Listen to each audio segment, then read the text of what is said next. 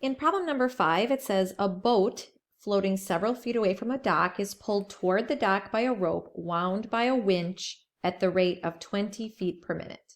If the winch is 10 feet above the level of the boat, how fast is the distance from the boat to the dock decreasing when there is 100 feet of rope between the boat and the winch?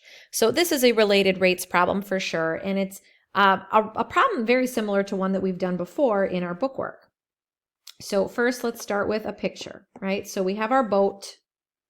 It's floating out here somewhere. And we have the dock over here, right? But then the dock has on it a winch. So here's my winch, okay? And there's a rope that is attached to the boat that is being pulled in to the winch. And they tell us in the problem that the winch is 10 feet above the level of the boat, which is the same as the level of the dock. So this side of my triangle is 10 feet, right? And then obviously I have this bottom of my triangle, which is the distance from the boat to the dock.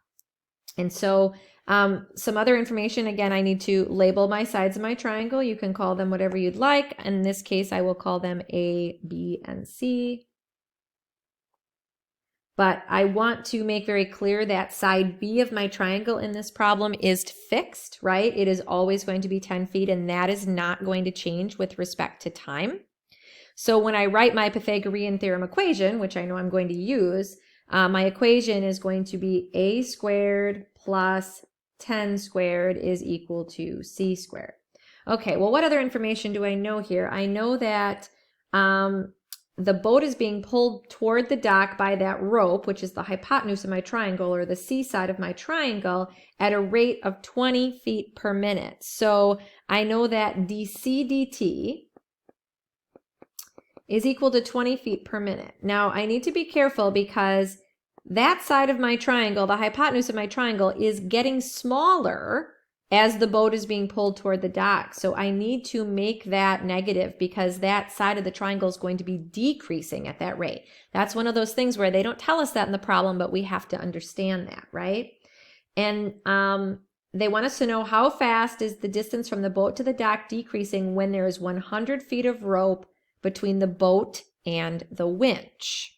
Okay, so we want to find dA dt, right? Because we're looking for that, how fast the distance from the boat to the dock is decreasing. So find dA dt when the rope is 100 feet long. So when C equals 100. That's our job in this problem, okay? So first of all, I know that I am taking the derivative with respect to time of this equation right here. And when I do so, I'm going to get 2a dA dt, derivative of 10 squared is going to be 0, is equal to 2c dc dt. And since I want dA dt, I'm going to go ahead and solve for it. So dA dt is going to be equal to 2c times dc dt divided by 2a. And I can cross out those 2's because they cancel. So dA dt is equal to c times dc dt over a.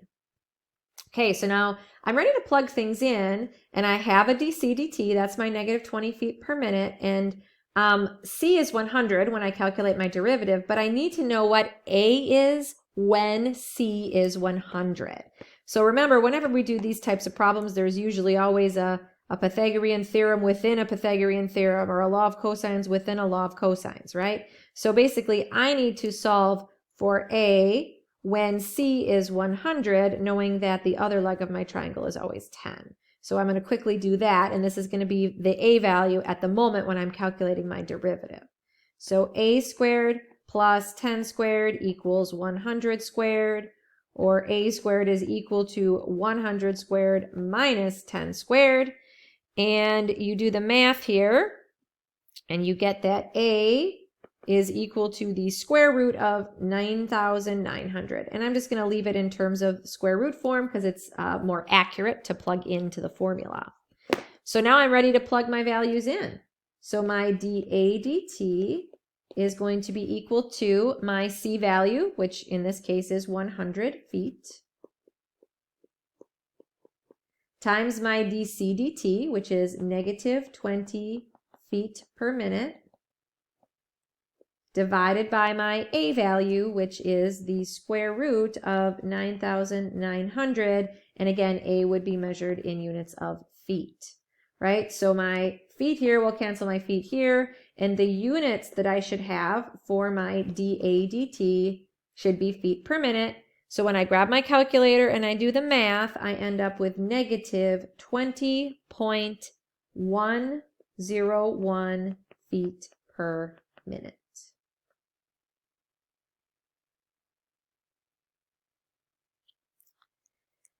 Part B of the same problem says how fast is the angle changing between the boat and the rope. So if I were to quickly recreate my picture here, here's my boat.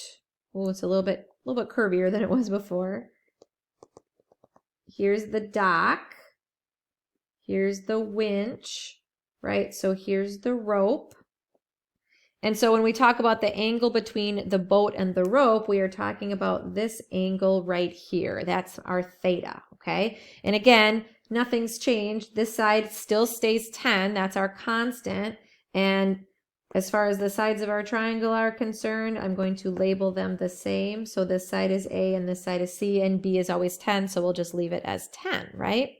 And if we want to know how fast the angle is changing between the boat and the rope, and again, this is when C equals 100. We want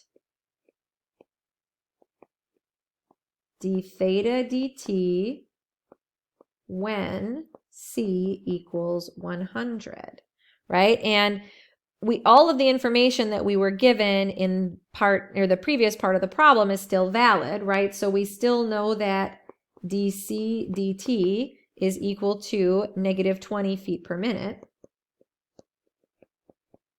which is a derivative that we will likely need once again, right? So we need a formula that somehow relates theta to the side that we know, which is 10, and the side that we also know, or that we want to basically plug in, right, which is C. And so when we think about where theta is in our picture, the side 10 is opposite and the side C is hypotenuse. So the function here that would work best would be sine of theta is equal to 10 over C. And then we would take the derivative of this with respect to time.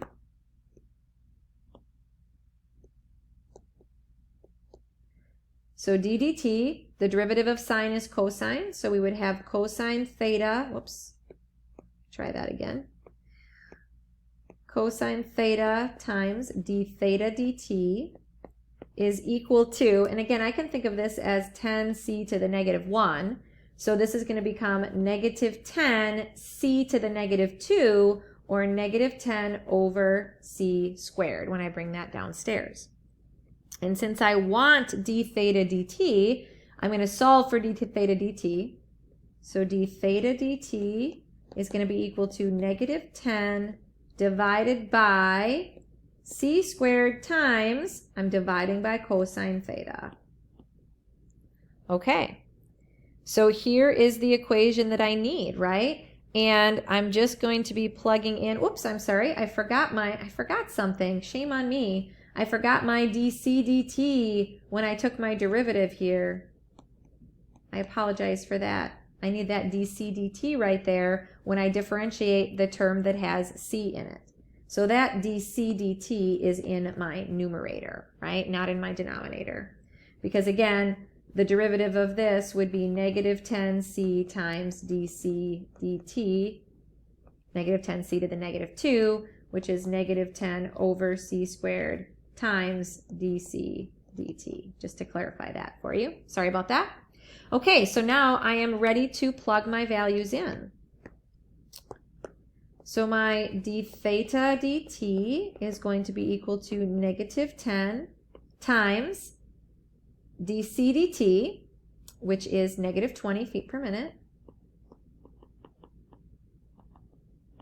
times c squared. Well, we want the derivative when c is 100. So 100 squared. But ooh, now I need a value for theta, and I haven't found that yet. So once again, I need to do a little trig within my trig here, right? So here's my theta, here's my side 10, and I'm finding the derivative at the moment when the hypotenuse of this triangle is 100. So I'm going to say that sine of theta is equal to 10 over 100, which is equivalent to 1/10. So if I want to know theta, I have to grab my calculator and do the inverse sine of 1/10, which when I do that tells me that theta is equal to 0.1002. So that's what I need to plug in for my theta.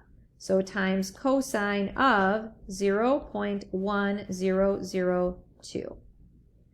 Okay, and then I grab my calculator once again, and I do the math.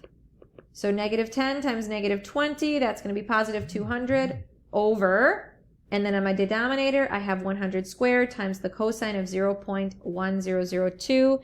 So I should get an answer here of d theta dt is equal to 0.020. And again, my units here are going to be radians per minute because angles are measured in radians unless otherwise specified.